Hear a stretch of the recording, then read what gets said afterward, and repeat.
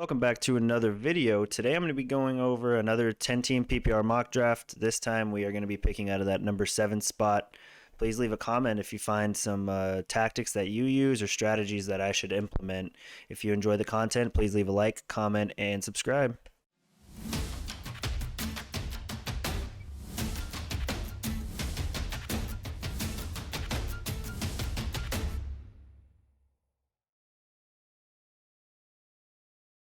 Okay, so we are here on Sleeper yet again. You know, switch things up to the lighter theme. The dark theme is nice, but let's switch it up a little bit. We're going to be picking from the 7th spot. Again, we're going to do 10-team PPR mock draft. Taking a look at the roster, we're going to keep it standard, like just one flex, 2 running back, 2 receivers, tight end, quarterback, defense, and we're just going to do 5 bench spots for this draft. So let's go ahead and start it. Yes, I am sure. McCaffrey goes, the 101, Kamara, Derrick Henry, Dalvin Cook, Zeke, Saquon. And it looks like Saquon is going to be ready to go for week 1. He took some contact in practice today for the first time in full pads. So I think Saquon could be on his way to playing. And if that's the case, he's a first-round pick for me. Jonathan Taylor is still here, which I haven't had too many shares of. I'm probably going to pick Kelsey right here just because I feel like that's the positional advantage I want. I need to have a top-tier tight end. That's what I'm going in. I want Waller, Kelsey, or Kittle. So I'm going to take Kelsey right here at the 7, and we'll see what happens.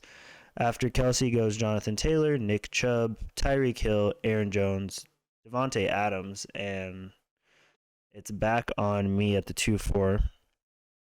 When I take a look at receivers, you know, Stephon Diggs being here is nice, but I love Austin Eckler this year. I think he's going to have a great season. The volume is just unmatched, especially in a PPR format.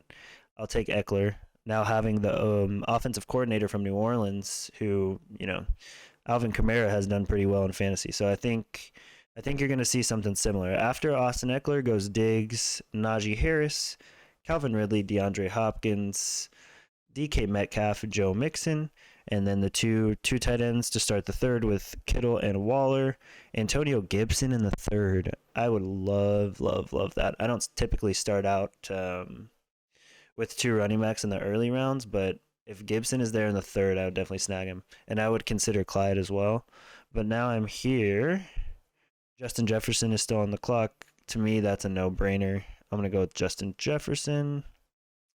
See what happens. After Justin Jefferson goes Keenan Allen, Josh Allen, Josh Jacobs in the 3rd round, Allen Robinson, Chris Carson, Mike Evans, and I am still on the clock. So I don't typically like these 4th round running backs. DeAndre Swift is getting so much disrespect.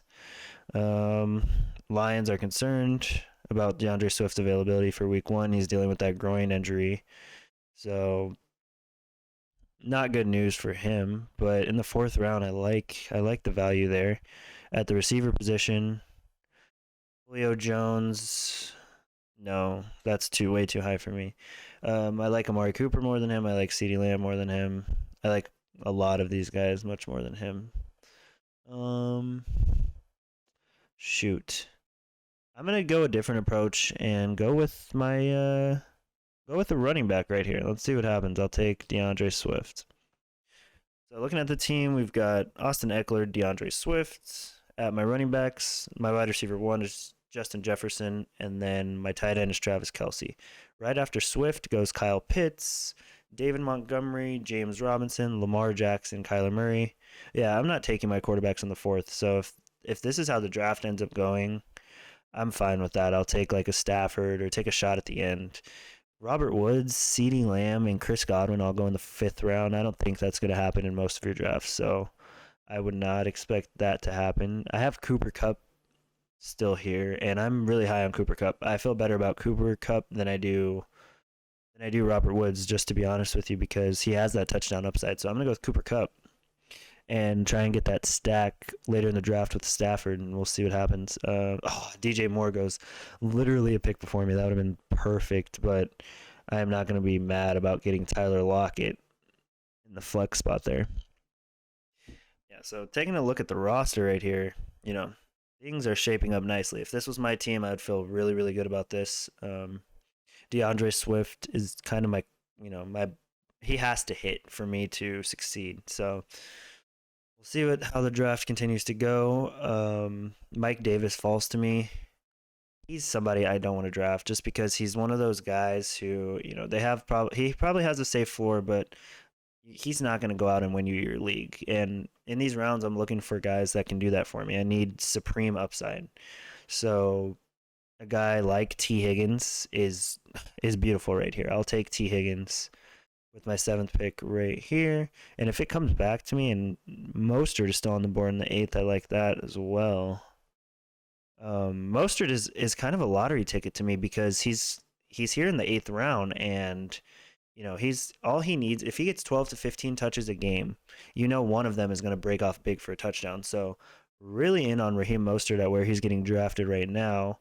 I know Trey Sermon is there looming, but I wouldn't be too worried about that. I'm going to take Mostert here.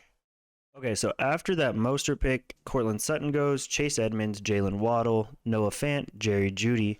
Ooh, Jerry Jeudy in the 8th. That's really good. Robbie Anderson in the 8th, like that a lot. Mike Davis, Jarvis Landry, Leonard Fournette, Deebo Samuel, Dallas Goedert, and Rojo. And now I am back on the clock. Let's see who we have. So Trey Sermon is here. I'm not going to pick him just because I have Mostert. I think that kind of caps my upside. I really like Stafford here. Like I said, get that Cooper Kupp Stafford stack. That could work out in my favor. Taking a look at the receivers, not too high on any of these guys. Not too excited about any of these running back options. So I will actually take Matthew Stafford with this pick right here. After all these guys go, Brady, I like Stafford quite a bit. Mixing it up with Sean McVay now as his head coach, he should go crazy in the touchdown department. So really like Stafford there. Taking a look at what's left on the board, I've got every position, solidified at this point. So here's the starting lineup. Really like where I'm at right now. So T. Higgins and Mostert on the bench. That looks like a really strong bench. I'm going to take AB right here. No, or Brandon Cooks. I'll take Brandon Cooks. He's the number 1 on the team. Who knows? Who knows who the quarterback's going to be in Houston? I know it's going to be a terrible, terrible situation, but he's very clearly the best wide receiver in that room. So Tyler Boyd goes after Antonio Brown's, James Conner, Jalen Hurts at 10-10. That's a good pick. Tunyon and Gronk. I wouldn't even draft Gronk. Trevor Lawrence, Kenyon Drake, Ryan Tannehill, and it's back on me. Running back or wide receiver wise, geez, Will Fuller is still here. Oh, it's hard for me not to get Will Fuller. I'm going to take Will Fuller. No, I'm not. I got to go running back. Give me another running back that has some upside. I'll take Zach Moss. Out of camp, they're saying he's the lead back. So we'll see what happens with Zach Moss. My expectations aren't high at all. Defense, I'm not taking defense yet.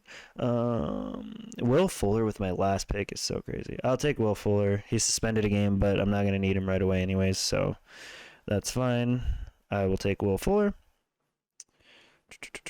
And all that we have left is our defense. I love this team. If this is my team going into a fantasy season, I'm ready to go, and I'm feeling confident about it. So really like how this mock draft went. And this one, I did mix things up a little bit. Like I said, going with a running back in round 4. I don't normally do that. I usually pound receiver right there, but despite not doing that, I really like how my receiving core turned out with Jefferson, Kupp, Lockett, and Higgins. There's a lot of stability there with a lot of upside with Lockett and Cooper Kupp, who could have explosive games along with Jefferson.